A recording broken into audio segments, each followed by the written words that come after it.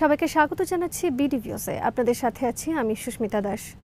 চলতি বছরের এপ্রিল ও মে মাসে পাকিস্তান এবং ভারতের মধ্যে সংক্ষিপ্ত সামরিক সংঘাত বিস্মিত করেছে অনেক বিশ্লেষককে। এই সংঘাতের আকস্মিক সমাপ্তি ঘটলেও চির বৈরী প্রতিবেশী দেশ দুটির মধ্যে আনুষ্ঠানিক কোনো চুক্তি স্বাক্ষরিত হয়নি।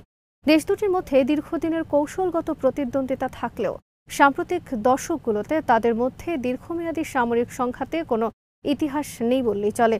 ভারত ও পাকিস্তানের মধ্যে গত এপ্রিল মে মাসের যুদ্ধের পর দেশ দুটি আরও বড় আকারের যুদ্ধের প্রস্তুতি নিচ্ছে। বিস্তারিত থাকছে মোতালেব জামালের প্রতিবেদনে।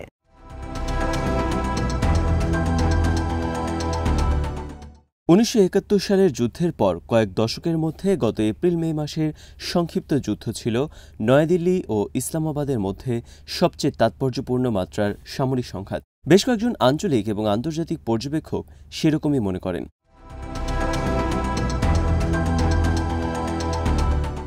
আন্তঃসীমান্ত সন্ত্রাসের অভিযোগকে কেন্দ্র করে শুরু হওয়া এবারের সামরিক সংঘাত খুব দ্রুতই বড় আকার ধারণ করে এবং দুই দেশই পাল্টাপাল্টি বিমান, ড্রোন ও ক্ষেপণাস্ত্র হামলা চালায়।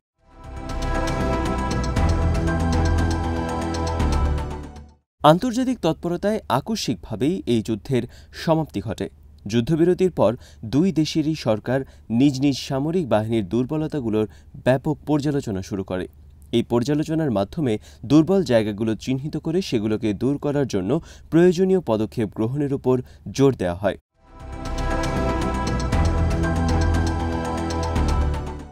দুই দেশেরই প্রাথমিক সমীক্ষায় এটা স্পষ্ট হয়ে ওঠে যে এবারের সংঘাত কোনো সমাধানের দিকে না গিয়ে বরং কৌশলগত হিসাব নিকাশের দিকে ধাবিত করেছে দুই দেশকেই।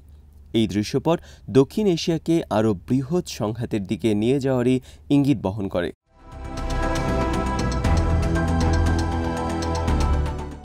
এবারের সংঘাতে ভারত ও পাকিস্তান উভয়ই প্রকাশ্যে সামরিক বিজয় দাবি করেছে।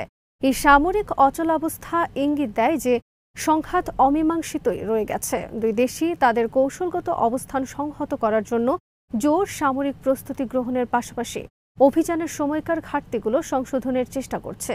অধিকন্তু দুই দেশই উন্নত প্রযুক্তির প্রতিরক্ষা ব্যবস্থা সংগ্রহের জন্য তাদের আন্তর্জাতিক অংশীদারদের সাথে সক্রিয়ভাবে যোগাযোগ রাখছে।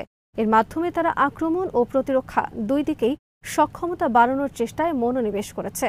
নিজ নিজ প্রতিরক্ষা বাহিনীর আধুনিকায়ন থেকে এটাই স্পষ্ট হয়ে উঠেছে যে পরস্পরের প্রতি সন্দেহ থেকেই নিজেদের সামরিক সক্ষমতা বাড়াচ্ছে পাকিস্তান ও ভারত।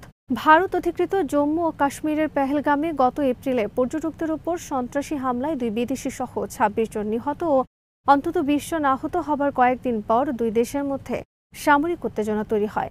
নিহতদের অধিকাংশই ছিল হিন্দু সম্প্রদায়ের লোক। ভারতের গোয়েন্দা সংস্থার পক্ষ থেকে অভিযোগ করা হয় যে পাকিস্তান ভিত্তিক সংগঠন লস্কর এ তায়েবার সদস্যরা পেহেলগামে হামলার সাথে জড়িত।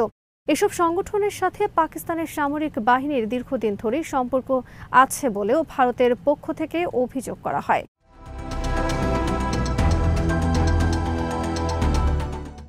ভারতের অভিযোগ দৃঢ়তার সাথে নাকচ করে পাকিস্তান সরকার।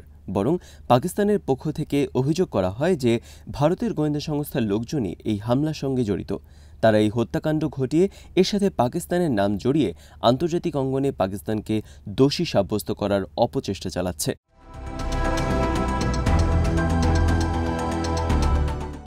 একই সাথে তারা বেছে বেছে হিন্দুদের, পর্যটকদের হত্যার মাধ্যমে ভারতে মুসলিম বিরোধী সেন্টিমেন্ট তৈরি করে এবং দাঙ্গা বাঁধানোরও পরিকল্পনা করে।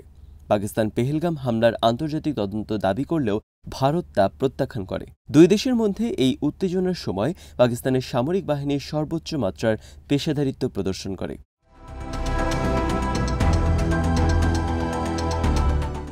কিন্তু এর বিপরীতে ভারতের সশস্ত্র বাহিনী পাকিস্তানের সামরিক স্থাপনা সহ দেশটির বিভিন্ন শহরে বিভিন্ন টার্গেটে সিরিজ বিমান ও ক্ষেপণাস্ত্র হামলা চালায়।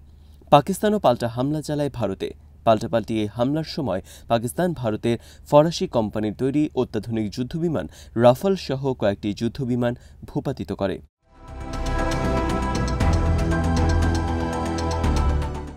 পাকিস্তানের পক্ষ থেকে দাবি করা হয় তারা ভারতের ৩টি রাফাল সহ ৬টি যুদ্ধবিমান ভূপাতিত করেছে। ভারত শুরুতে পাকিস্তানের এই দাবি অস্বীকার করে।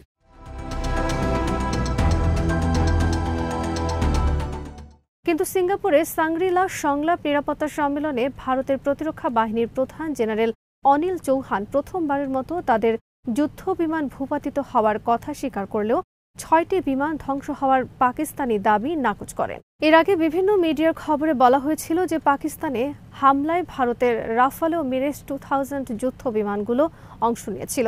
পাকিস্তানের বিরুদ্ধে ভারতের অপারেশন সিঁদুর শুরুর প্রথম দিনের সামরিক সংঘাতেই দুই দেশের শতাধিক যুদ্ধ বিমান অংশ নিয়েছিল। জেনারেল চৌহানের বক্তব্য অনুযায়ী যুদ্ধের শুরুর দিকেই ভারতের যুদ্ধ বিমানগুলো পাকিস্তানের আকাশসীমার অনেক গভীরে প্রবেশ করে গুরুত্বপূর্ণ টার্গেটগুলোতে কার্যকরভাবে হামলা চালায়। তার দাবি এ সময় তারা কয়েকটি বিমান ঘাঁটি এবং ভারতের দাবি অনুযায়ী সন্ত্রাসীদের অবকাঠামোগুলোতে আঘাত হানে। এসব হামলার সময় দূরপাল্লার প্রিসিশন গাইডেড মিসাইল ব্যবহার করা হয় বলে জানিয়েছে নয়াদিল্লি।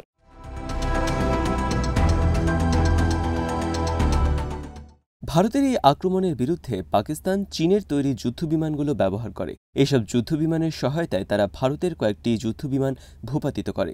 এই সংঘাতের মধ্যেই পাকিস্তানের পক্ষ থেকে বলা হয় যে তারা চীনের পঞ্চম প্রজন্মের 40টি J-35 স্টেলথ যুদ্ধবিমান কেনার পরিকল্পনা করছে।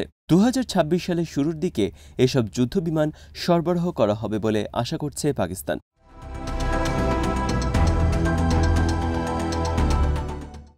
ভারতের সাথে এবারের এই সামরিক সংঘাতে পাকিস্তানের প্রতিরক্ষা সরঞ্জামের বেশ কিছু ঘাটতির দিক স্পষ্ট হয়েছে।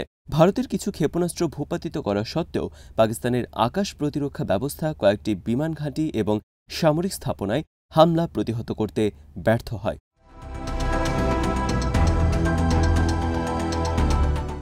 বিশ্লেষকদের মতে এবারের সংঘাতে স্পষ্ট হয়েছে ভারতের বিমান হামলা প্রতিরোধ করার ক্ষেত্রে পাকিস্তান এখনও যথেষ্টই দুর্বল।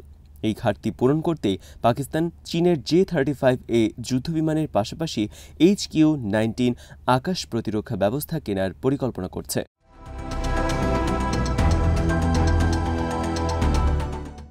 HQ-19 আকাশ প্রতিরক্ষা ব্যবস্থা প্রাথমিকভাবে দূরপাল্লার ব্যালিস্টিক মিসাইল ভূপাতিত করার সক্ষমতা সম্পন্ন হলেও এটি একই সাথে সুপারসনিক ও সাবসনিক ক্ষেপণাস্ত্র প্রতিহত করতে পারে।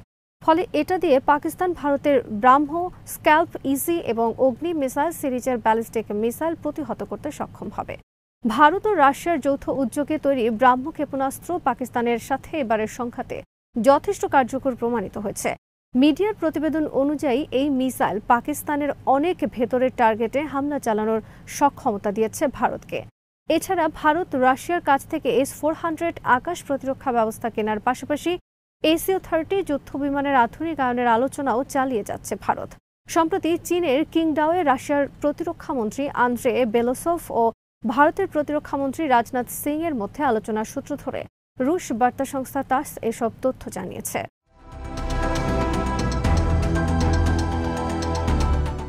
পাকিস্তান ও ভারতের মধ্যে গত এপ্রিল ও মে মাসের সামরিক সংঘাতে ইউরোপীয়, বিশেষ করে ফরাসি সমরাস্ত্র ব্যবস্থার সীমিত কার্যকারিতার বিষয়টি স্পষ্ট হয়ে উঠেছে।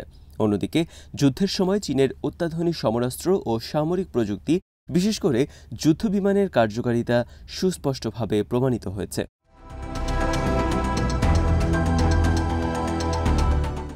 পাকিস্তান ও ভারতের বর্তমান সামরিক প্রস্তুতি বলে দেয় গত এপ্রিল মে মাসের সংক্ষিপ্ত সময়ের যুদ্ধের সময় আকস্মিক সমাপ্তির মাধ্যমে তাদের সংঘাতের অবসান ঘটেনি, বরং এই সংঘাত অমীমাংসিতই রয়ে গেছে। আগামীর যুদ্ধের জন্য দুই দেশই বড় ধরনের প্রস্তুতি নিচ্ছে। তাদের উন্নততর সমরাস্ত্র এবং সামরিক সরঞ্জাম সংগ্রহের জোরালো উদ্যোগ থেকেই এটা স্পষ্ট। আর সেই যুদ্ধটা হবে দীর্ঘমেয়াদী এবং রাশিয়া ও চীনের অস্ত্র দিয়ে পরস্পরের মোকাবেলা করবে এই দুই দেশ।